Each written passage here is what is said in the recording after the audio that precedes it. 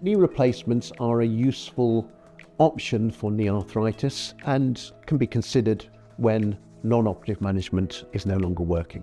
Knee replacements can be subdivided into partial or full knee replacements. Essentially, we divide the knee up into three compartments: the front of the knee, also known as the patellofemoral compartment, the inner aspect of the knee, the medial compartment, and the outer aspect of the knee, the lateral compartment.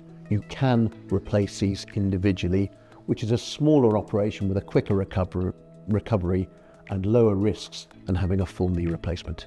It's only worth doing if you don't have significant wear and tear elsewhere in the knee, but often it gives a knee that feels more natural and allows a greater degree of movement and activity than a full knee replacement.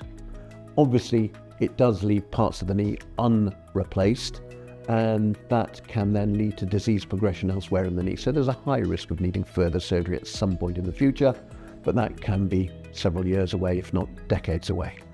A full knee replacement is a very good operation, allows a return to most activities, but obviously it takes longer to get the full benefits, but sometimes it's the right option for the patient.